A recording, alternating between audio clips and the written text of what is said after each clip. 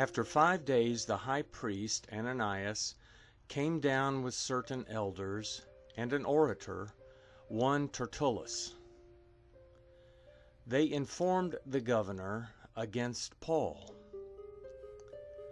When he was called, Tertullus began to accuse him, saying, "Seeing that by you we enjoy much peace, and that prosperity is coming to this nation by your foresight, we accept it in all ways and in all places, most excellent Felix, with all thankfulness.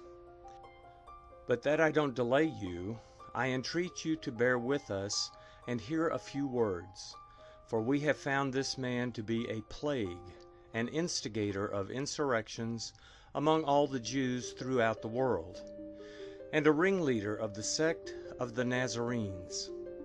He even tried to profane the temple, and we arrested him. By examining him yourself, you may ascertain all these things of which we accuse him."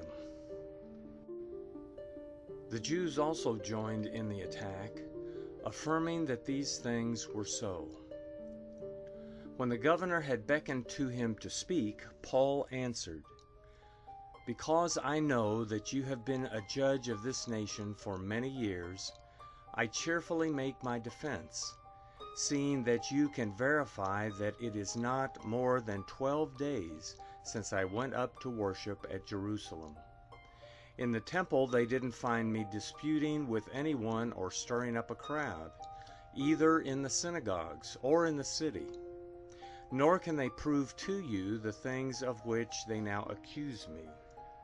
But this I confess to you, that after the way, which they call a sect, so I serve the God of our fathers, believing all things which are according to the law, and which are written in the prophets, having hope toward God, which these things also themselves look for, that there will be a resurrection of the dead, both of the just and unjust. In this I also practice always, having a conscience void of offense toward God and men. Now after some years I came to bring gifts for the needy to my nation, and offerings, amid which certain Jews from Asia found me purified in the temple, not with a mob, nor with turmoil.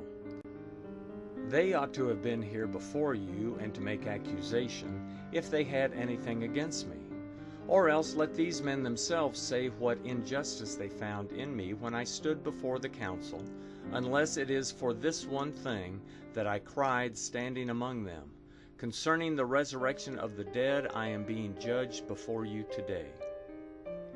But Felix, having more exact knowledge concerning the way, deferred them, saying, When Lysias the commanding officer comes down, I will decide your case.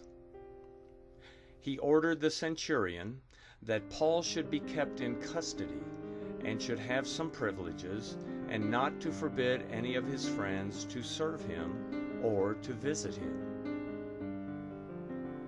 But after some days, Felix came with Drusilla his wife, who was a Jewess, and sent for Paul, and heard him concerning the faith in Christ Jesus.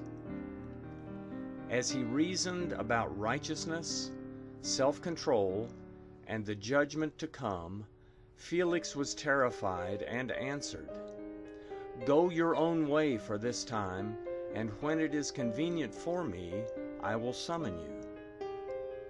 Meanwhile, he also hoped that money would be given to him by Paul, that he might release him. Therefore also he sent for him more often, and talked with him.